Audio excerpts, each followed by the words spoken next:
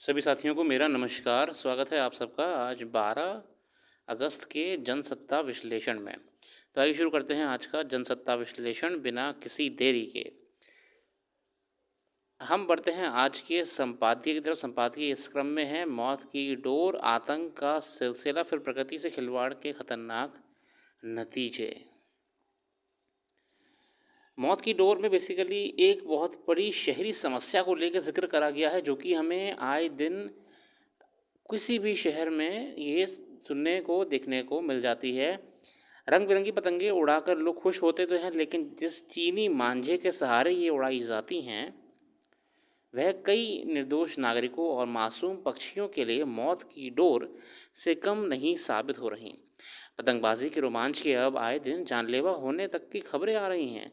बावजूद विश्व स्वतंत्रता दिवस के अवसर पर अधिकतर लोग चीनी मांझे से पतंग उड़ाते हैं। दरअसल प्लास्टिक और धातु का मिश्रण होने से ये मांझा इतना धारदार बन जाता है कि इससे उलझकर हर वर्ष कितने ही पक्षियों की मौत हो जाती है। कई लोग जख्मी हो जाते हैं। इससे कई लोगों की जान जाने की खबर भी आ चुकी हैं। सवाल है कि तमाम प्रतिबंध के बावजूद ये मांझे लोगों को मिल कैसे जाते हैं, जबकि हर वर्ष लोगों को संचार माध्यमों से जागरूक किया जाता है, बिल्कुल करा जाता है, मगर ये फिर भी मार्केट में सप्लाई हो रहे हैं। ये कहीं ना कहीं क्षेत्रीय संस्थाओं यानी कि गवर्नमेंट एजेंसीज की लापरवाही है। ये निराशाजनक है कि चीनी मांझे पर प्रतिबंध आज तक कारगर साबित नहीं हुआ, जबकि चीनी मांझे पर कई राज्यों में रोक है। दिल्ली में वर्ष 17 से पाबंदी है। इससे बेचने और खरीदने पर पर्यावरण संरक्षण अधिनियम की धारा 15 के तहत सजा और जुर्माने का प्रावधान है। खतरनाक मांझे बेच रहे लोगों पर छापे मारे जाते हैं, कुछ को गिरफ्तार भी किया जाता है। फिर भी चीनी मांझे बेचने और खरीदने का ऐसा क्या जुनून है लोगों में कि जोखिम की आशंका के बारे में जानते बूझते हुए भी वे ना तो सज़ा से डरते हैं ना किसी जुर्माने से।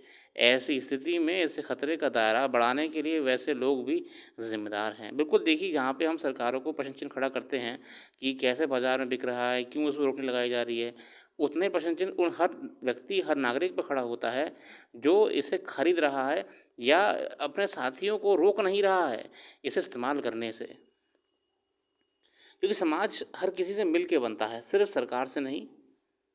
अगला है आतंक का सिलसिला। जम्मू कश्मीर में कुलगाम के आखिल इलाके में आतंकियों के साथ सुरक्षा बलों की मुठभेड़ की पिछले कई वर्ष के दौरान सबसे लंबा आतंकरोधी अभियान माना जा रहा है। निश्चित रूप से सुरक्षा बलों ने अलग अलग स्तर पर आतंकियों की घेराबंदी की है, लेकिन अफसोस की बात है कि इस मुठभेड़ में 2 जवानों के शहीद होने की और कम से कम 10 से घायल होने की खबर आई है। कोई ना कोई आपकी जो मिशंस हैं वो हमारी फोर्सेस करती रहती हैं इन इन्फेक्टेड एरियाज़ में, ताकि उन्हें और सुरक्षित कराया जा सके और हार्मफुल टेररिस्ट को बाहर निकाला जा सके। मगर जो बात है कि सरकार ने जवाबी कार्रवाई के तौर पर पाकिस्तानी सीमा में स्थित ठिकानों से अपनी गतिविधियों से जांच करने वाले आतंकी संगठन के खिलाफ ऑपरेशन सिंदूर के तहत ठोस कार्रवाई की और उसमें काफ़ी आतंकियों को मारे जाने की खबर आई। उस अभियान से दुनिया भर में ये संदेश गया कि अब भारत आतंकवाद के विरोध कोई भी नरमी नहीं बरतने जा रहा, भले ही उसे करता करता पाकिस्तान जैसे देश के रहनुमाओं का संरक्षण पाकर वहाँ से अपनी गतिविधियाँ संचालित करते हों। इसी तेवर में पाकिस्तानी सीमा में घुसकर आतंकियों के खिलाफ एक कामयाब हमले को अंजाम भी दिया गया। मगर अब जम्मू कश्मीर के कुलगाम और अन्य कुछ इलाकों में आतंकियों की ओर से घात लगाकर किए गए हमलों से ये साफ है कि वहाँ अब भी आतंकी अपने छिपे ठिकाने सुरक्षा बलों पर घात लगाकर हमला कर रहे हैं। इंटरनल सिक्योरिटी का बहुत ही इंपॉर्टेंट इशू है अपने आप में जम्मू कश्मीर का क्षेत्र गवर्नमेंट के लिए। इसी को लेकर यहाँ पे हमारा पॉइंट लाने का प्रयास करा गया। आपके एग्जामिनेशन पॉइंट ऑफ व्यू में जो इंटरनल सिक्योरिटी का चैप्टर होता है वहाँ पे ये आपका लिंक होगा। अगला है प्रकृति से खिलवाड़ के खतरनाक नतीजे। प्रमोद भार्गव साहब बहुत बड़े संपादकीय लिखा है। तो प्रमोद जी कहते हैं कि भारतीय दर्शन के अनुसार मानव सभ्यता का विकास हिमालय और उस नदी की घाटियों में माना जाता है। आज विकास के तरीकों और जल्दबाजी से समूचे हिमालय के दरकने का सिलसिला जारी है। बिल्कुल, जहाँ आप देख रहे हैं कि पहाड़ी क्षेत्रों में लगातार डेवलपमेंट के नाम पे रोड्स निकाले जा रहे हैं, हाईवेज़ निकाले जा रहे हैं, होटल्स का निर्माण करा जा रहा है। आज वो आपकी सहूलियत की जगह एक बड़ी पर्यावरणीय समस्या बन चुके हैं। और उत्तराखंड के उत्तरकाशी में धरली गांव समेत 3 स्थानों पर हुई प्राकृतिक आपदा एक चेतावनी है कि प्रकृति से खिलवाड़ के नतीजे भयानक हो सकते हैं। धराली और हर्षिल में बाढ़ के रूप में प्रकृति ने जो दृश्य दिखाया है वह वास्तव में भयावह है। ये संपादकीय हमें ध्यान केंद्रित कर रहा है जो हम पहाड़ी राज्यों में, विशेषकर पहाड़ी क्षेत्रों में देखिए लोग तो रहते हैं, लोग रहते आए हैं, कई सालों से रहते आए हैं। पॉइंट ये है कि अब जो अत्यधिक भार बढ़ता जा रहा है पहाड़ी क्षेत्रों में, पर्यटक की वजह से, मानव बस्तियों के बढ़ने की वजह से, वो एक चुनौती है उस क्षेत्र के पर्यावरण के लिए। मौसम और प्राकृतिक आपदाओं की जानकारी देने वाले उपग्रह चाहे जितने आधुनिक तकनीक से जुड़े हों, वह अनियमित हो चुके मौसम के कारण बादलों के फटने, हिमनदों के टूटने और भारी बारिश होने की क्षेत्रवार सटीक जानकारी नहीं दे पाते हैं। वर्ष 2013 में केदारनाथ, राजदी और दौलत में जम्मू कश्मीर की नदियों में बाढ़ आने के संकेत भी उपग्रह से नहीं मिल पाए थे। अब क्या होता है, जो कि अनप्रेडिक्टेड वेदर इवेंट्स होते हैं, जो जब तक सैटेलाइट्स और डेटा एनालाइज कर पाते हैं सॉफ्टवेयर्स, तब तक वो हो चुके होते हैं। देखिए सैटेलाइट्स और आपके वेदर डिपार्टमेंट जो है, मेट्रोलॉजिकल डिपार्टमेंट जैसे हम कहते हैं, मौसम विभाग, ये कैसे बताता है कि बारिश होने वाली है या फिर आज बारिश नहीं होगी? ये सब डेटा के आधार पे होता है।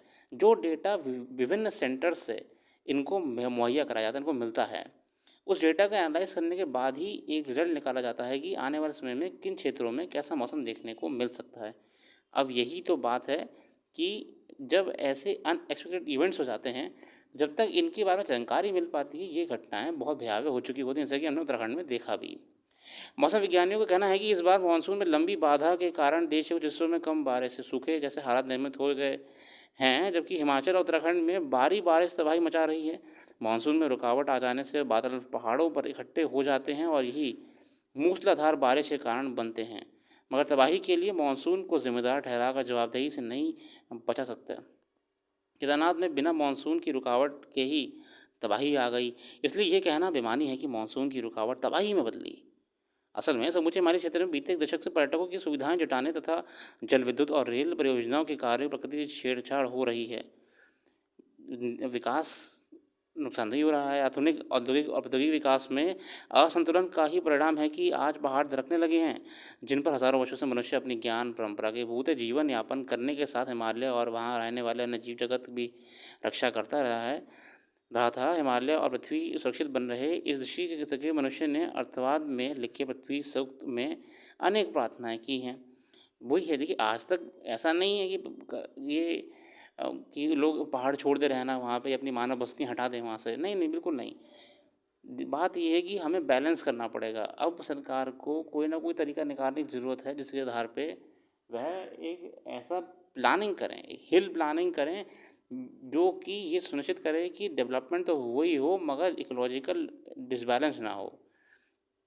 आपदा प्रभावित धराली और हर्षद क्षेत्र में बहने वाली भागीरथी नदी पर बनी 1300 मीटर लंबी और 80 मीटर चौड़ी झील से पानी का रिसाव हो रहा है। इसे पॉकलैंड मशीनों से तोड़ने की तैयारी है, ताकि रिसाव के लिए थोड़ा प्रभाव बढ़ जाए और झील का जलस्तर घट जाए। अगर इस झील के बीच कोई बड़ा बोल्डर होगा तो इसे नियंत्रित विस्फोटक से तोड़ा जाएगा। पहाड़ों में अतिवृष्टि के चलते यह झील अस्तित्व में आ गई हैं। हिमालय में झील, तालाब और हिमनदों का बनना एक आश्चर्यजनक लेकिन स्वाभाविक प्रक्रिया है। चूँकि ये झील हर्षिल और धराली के संकट बन गई है, लिहाजा से तोड़ा जाना जरूरी हो गया है। अगर यह प्राकृतिक प्रकोप में चलती टूटती है तो धराली एवं हर्षिल को और खतरा बढ़ जाएगा। जल सिंचाई विभाग के अभियंताओं का 12 सदस्यीय दल हेलीकॉप्टरों से झील के निरीक्षण में लगा हुआ है। देखिए हम एक आपको टर्म यहाँ पे निकल के आ रहा है ज्योग्राफी में और एनवायरनमेंट में, GLOF, ग्लेशियर लेक आउटफ्लो, यानी कि जो हिमनद झीलें होती हैं, जब उनका बहाव बाहर की तरफ आना शुरू हो जाए तो नीचे या रास्ते में आने वाली चीज़ों को तबाह कर देती हैं। बहुत ही तेज़ फ्लो होता है और संभालना मुश्किल हो जाता है। हालांकि अभी तक निश्चित अनुमान नहीं लगा सकता है कि झील प्रलय का वास्तविक कारण क्या है। भूविज्ञानी असमंजस में हैं।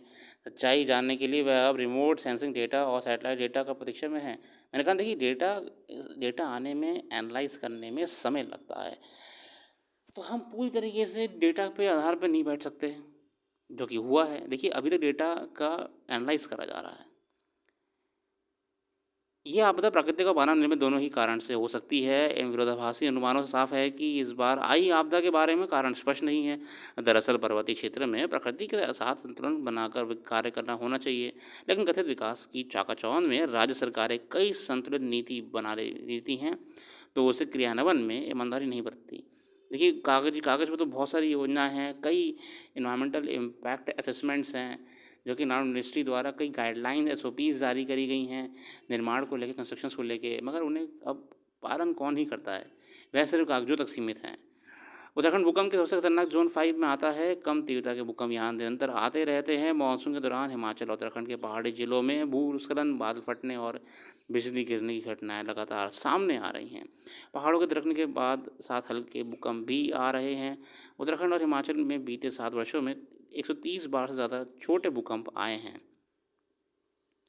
हिमाचल उत्तराखंड में जल विद्युत और रेलवे इंजन ने बड़ा नुकसान पहुंचाया है। टिहरी पर बांध को रोकने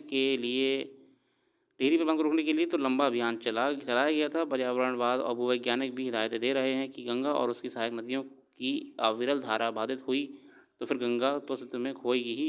हिमालय की अन्य नदियाँ और झीलों का अस्तित्व भी खतरे में बढ़ सकता है। चुनौती है अपने आप में। बांधों का भी बहुत बड़ा प्रभाव पड़ता है हिमालयी क्षेत्रों पे, पहाड़ी क्षेत्रों पे, क्योंकि वह बहुत प्रेशर क्रिएट कर देते हैं अपने आसपास के क्षेत्रों में। और कोई त्रासदी होने पे, छोटी सी भी त्रासदी अगर कोई घटना हो जाती है, पर्यावरणीय कोई परिवर्तन होता है, उसमें हमें फिर भारी नुकसान देखने को मिल जाता है। फ़िलहाल इसी के साथ अंतर्राष्ट्रीय खबरों पर भी ध्यान नज़र रखेंगे। आप हमारी वेबसाइट को विज़िट कर सकते हैं। अपना कीमती समय देने के लिए बहुत बहुत धन्यवाद। आपका दिन शुभ हो।